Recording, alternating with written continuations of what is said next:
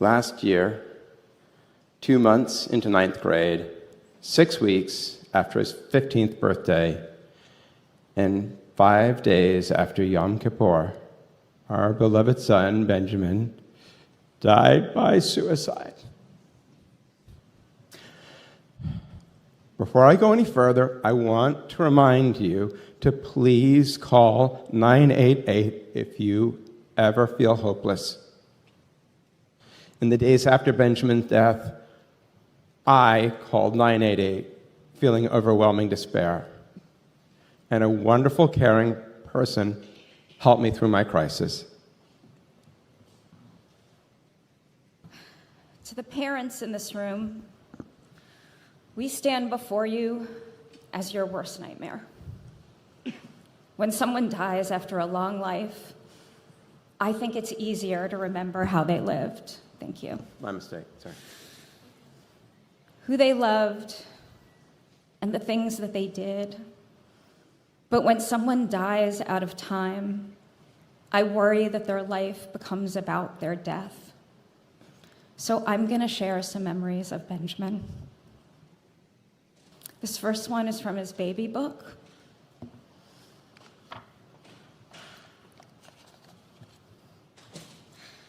The entry is from 9/1912, so he had just turned 3 years old.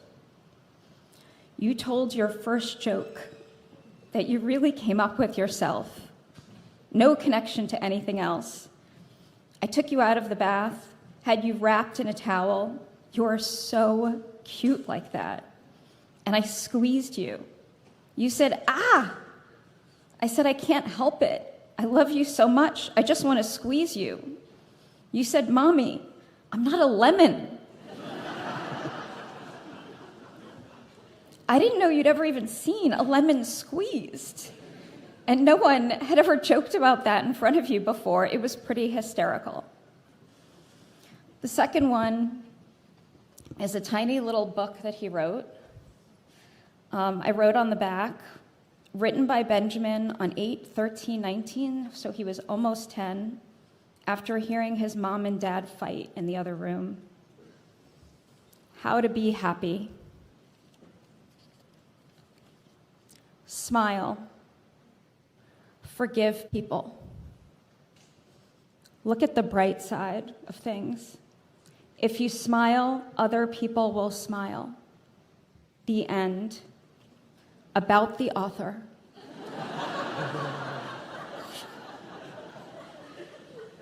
Happy, that's the author, keeps accidentally writing I's instead of H's.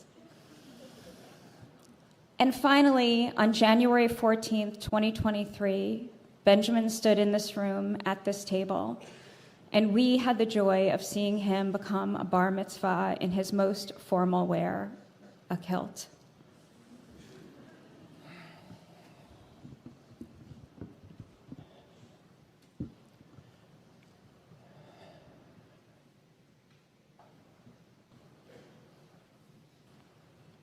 It has been an excruciating year. I still can't fully fathom how Benjamin could be dead, and how all of us in this room were all a year older since he died, while he will stay an unchanging 15-year-old. No 10th grade for Benjamin, no driver's license, no first love, no college and beyond, none of the small and large milestones we took for granted. There are constant painful surprises, like walking into a gift store and seeing a Lego of a giant black and white cat, a set we know Benjamin would have loved, seeing his shambling pile of remote control cars, planes, and drones month after month, untouched, slowly realizing that he'll never be back to play with them. And we still can't bear to sit at the family dining room table. We've traveled a lot over these last 11 plus months, and coming home is always hard because when we walk into the house, we'll see empty spots where evidence of Benjamin's presence should be. But I'll have to take the dog for a walk, and as I go up the street, neighbors will ask how we're doing. I'm always honest, and frequently I'll say, poorly. And then they'll offer me a hug and say that they think of us in Benjamin every time they pass our house, and I'll feel some comfort. We've attended Ikar's Zoom Minyan, the Saturday services here, and therapy sessions innumerable. People have reached out to us, family, neighbors, work colleagues, friends from first grade through adulthood, parents who've lost kids to suicide and to horrific accidents. We share our feelings and we share our overwhelming silence. Even on the days we only wanted obliteration, when someone reached out, no matter how imperfect, we would feel it as your will for us to stay alive. This is real love. It's incredible when we step back and look at it in total. Experiencing your love and care allows us to feel as close as we can to what still seems impossible. Hope. We've been told by people who've been through this that one day we will feel joy again, but it'll be tempered because we will always have a hole in that joy, a Benjamin-shaped hole. I find that comforting. I never want to not feel that void. I never want to not feel that ragged tear. When I cry, I feel Benjamin, my little bunny, closer to me, and I cherish that feeling. I'm going to wrap up with a short poem by Sarah Ryan. I am not the only one who still looks for you. The sun rises each day like a spotlight searching, hoping it will find you there.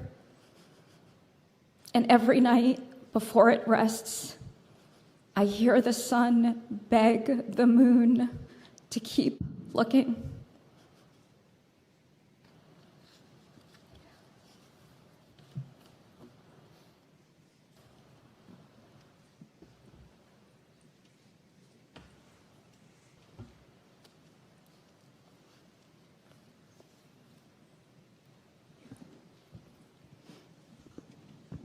Thank you, Peter and Nancy. We loved your son, Benjamin, very much, and we love you. And thank you for standing here and sharing the rawness of your grief. We're deeply touched and humbled. Thank you.